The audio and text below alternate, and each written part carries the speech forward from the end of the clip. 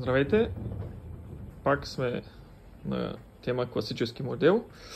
Спацио, как се настройват цените на тази машина.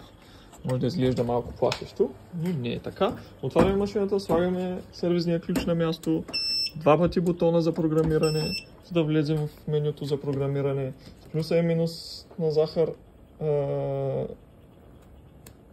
управляваме вътре в менюто. Ако трябва да направим пълните настройки на цените, започваме от монет база. С десния бутон потвърждаваме. Монет базата трябва да е 5. За да редактираме втория десен бутон с плюса и минус на захар, въртим, сменяме стойността. Потвърждаваме с горния десен. Пункто децимал е следващото нещо, трябва да бъде на 2. По същия начин, втория бутон да започне да мига, редактираме с плюса и минуса на захарта, потвърждаваме с горния десен бутон. В случая, горния десен бутон е горещ клас, защото това е спацио от C6. Ако е седмица, може да бъде Нескафе, ако е френска версия, и може да бъде и нещо друго, в зависимост от това кой какво е сложил в съответните контейнери. Следващото нещо, което правим, са сет преци.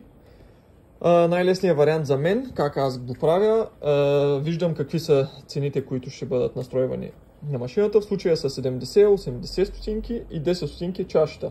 За да не си играя по-отделно да правя на всяка напитка, както го правят повечето колеги. На прецо 1 правя 14, защото направихме монет базата 5. 14 означава 70 стотинки. По същия начин го редактираме както и от 9 с втория бутон, да започне да мига с плюса и минуса на захарта, променяме, потвърждаваме с горния десен бутон. Така, прецо 2 го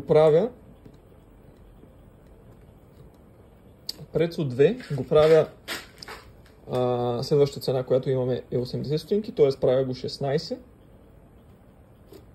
Потвърждавам. И имаме още една цена, която ще използваме в тази машина. Това е 10 стотинки за чашата. Съответно правя третата цена да е на 2, т.е. 10 стотинки. 2 по 5 е 10. Излизам назад в менюто, отиваме на Set Preci Sell. Влизаме в това меню. Selection 1, това е късото кафе. Влизаме в нея. В случая няма да променяме, защото тя си остава 1, ние 1 го направихме 14. До 2 дълго кафе също няма да променяме. Отиваме на позиция 3, кафе сметана, която трябва да бъде 80 стотинки и я правим на 2, което сме го настроили на 16 в предното меню. Set Preci. Потвърждаваме и така караме подред. Връщаме се първо назад, всъщност. Така, Selection 4, капучино, по същия начин. Правим я на... Влизаме, правим я на цена 2. И потвърждаваме. И така, съответно, за всички останали цени. След това рестартираме машината и това са настройките на цените.